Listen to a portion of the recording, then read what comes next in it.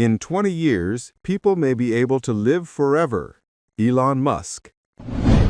What big game is behind the unexpected rapprochement between Putin and Tokayev? Vučić said that Europe is preparing for war with Russia. The situation is serious. A large-scale mobilization has been declared in Venezuela. Zelensky made a decisive decision. Do these resignations indicate a real crisis behind the front lines? Possible causes of the Turkish military aircraft crash were stated. Why is the U.S. arming the world with its entire arsenal? People could live forever in 20 years. Elon Musk. Entrepreneur Elon Musk says that in just 20 years, humans may be able to transfer their consciousness to robots, thereby moving their memories and personality into an artificial body. He spoke about this on the Lex Fridman podcast. Musk emphasized that such technology could bring humanity closer to digital immortality. He linked this idea to his projects, the Neuralink startup, which works on the connection between the brain and computer, and the Tesla Optimus program, which is focused on creating humanoid robots. According to Musk, many people would agree to this if the process is safe and allows for the preservation of memories or the expansion of mental capabilities. Essentially, this is about merging human consciousness with a machine or transferring it entirely into an artificial body. Musk stated that such technologies would allow a person to exist even after physical death, but he noted that this is currently a distant prospect. Experts, however, emphasize that there are still many scientific barriers to the idea of consciousness uploading. In their opinion, it is still unknown how the complete transfer of human consciousness into a digital form will be accomplished. Furthermore, questions such as personal rights and the risks of interfering with consciousness remain open. Nevertheless, Musk says that the development of neurotechnology and robotics is bringing the era of human-machine integration ever closer.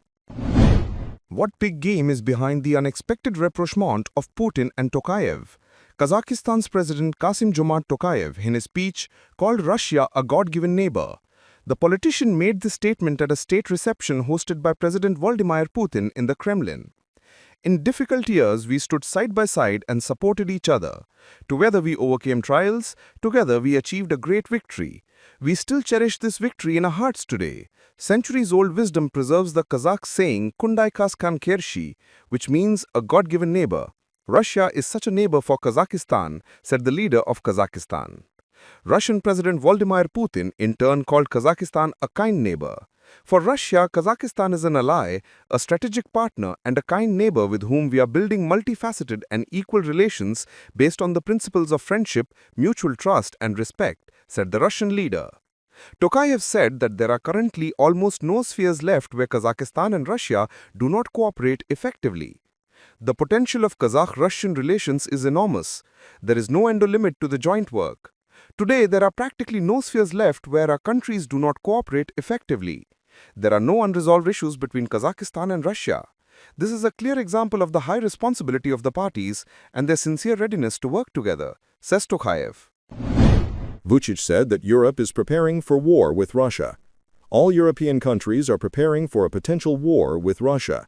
This was stated by Serbian President Vučić on November 11 on the Pink TV channel. Analyzing the facts, I came to the conclusion that a war between Europe and Russia is becoming more and more certain. These are not just words, it is clear that everyone is preparing for it, Vučić said. He made these remarks while commenting on the statement by the French Armed Forces Chief of Staff, General Fabien Nandon, that the French army should be ready for a conflict with Russia within 3 to 4 years. Vučić called Nandon an extremely responsible general. We must continue to strengthen the army. Even though we are arming, we are doing it wisely. We must continue to spend large sums to protect our country. The Serbian president has previously warned about Western countries preparing for an armed conflict with Russia. At the same time, he noted that no one is ready to wage a ground war against Moscow, but everyone plans to do it remotely. According to Vučić, European politicians see Moscow as an enemy and governments are being formed accordingly. He said that the current composition of the European Commission was formed in the same way. The situation is serious. A large-scale mobilization has been announced in Venezuela. Venezuela is launching a large-scale mobilization of military personnel, weapons, and equipment in response to the increasing military activity of the U.S. Navy and troops in the Caribbean Sea. This was recorded by the country's Ministry of Defense. According to Venezuelan Defense Minister Padrino Lopez, this decision was made in response to the largest U.S. military presence in recent decades, and immediate military exercises are beginning. He said that the mobilization, which includes 200,000 military personnel, is being carried out to prepare for the threats the country is facing and can be considered part of new exercises. Participating in the exercises alongside regular military units are the reserve forces of the Bolivarian National Militia, which is composed of citizens and was established by former President Hugo Chavez. The U.S., meanwhile, justifies its military activity in the region as part of the fight against drug trafficking. In recent weeks, U.S. forces have reported striking several drug trafficking vessels. Zelensky made a sharp decision. Do these resignations indicate a real crisis behind the front lines? On November 12, Ukrainian President Zelensky announced that the country's Justice Minister, German Golishchenko, and the Energy Minister were dismissed due to corruption. A day earlier, special anti-corruption prosecutors had accused Golishchenko in a $100 million corruption case. According to Prime Minister Yulia Sviridenko, Golishchenko's place has now been taken by Lyudmila Sugak, the Deputy Minister for European Integration. This is a political decision. Suspension during the investigation is the right way. I will defend my position in court, Golishchenko said in response to the situation. Anti-corruption prosecutors are also accusing Timur Mindic, a close associate of Zelensky, of organizing the $100 million criminal case related to theft in the energy sector. It is alleged that Golishchenko enabled Mindic to control financial flows in the sector, receiving personal gain. And Zelensky, reacting to this event, said the following: "The justice and energy ministers can no longer remain in their posts. This is a matter of trust. If there are accusations, they must be investigated. I ask the Prime Minister to ensure this minister's resignation." Probable causes of Turkish military plane crash announced.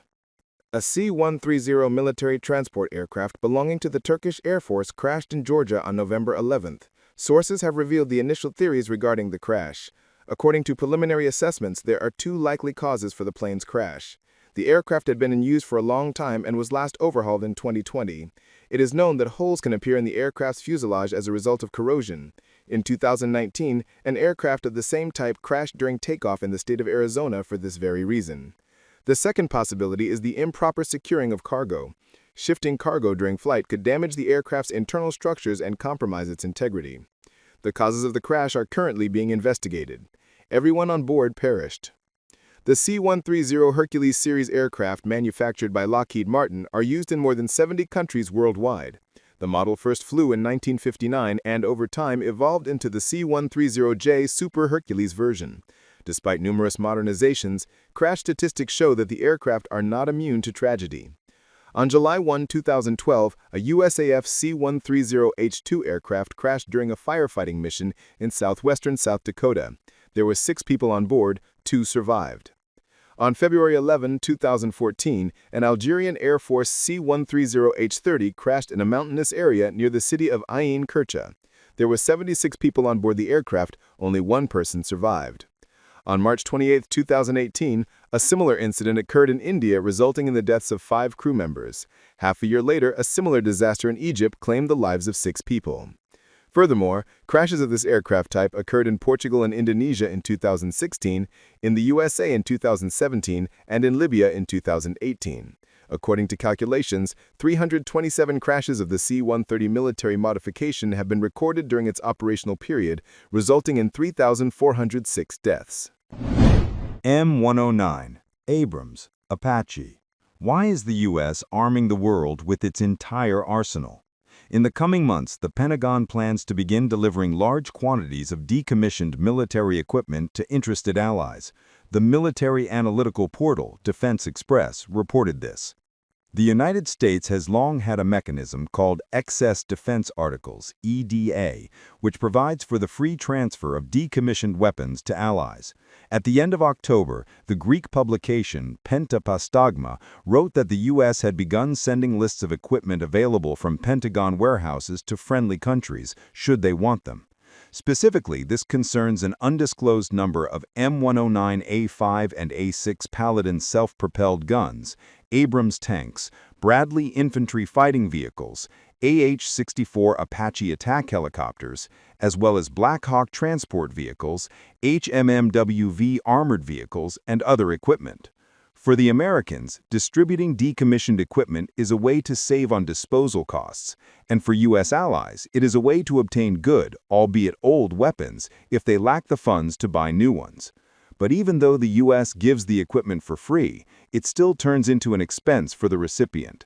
The recipient country will have to pay for the repair and modernization of these weapons, because we are talking about decommissioned and almost always non-functional machines. Furthermore, such work is almost always required to be carried out only at American facilities. Transporting these weapons across the ocean also costs money. Under such conditions, these Pentagon handouts do not arouse enthusiasm among allies. Last year, Greece rejected an offer to take 150 old Bradleys. It turned out that their repair and modernization would cost an average of €8 million per unit. For comparison, new Swedish CV-90 infantry fighting vehicles can be purchased for 11 to 12 million euros. This is what we wanted to convey to you. Stay tuned for 380 World News.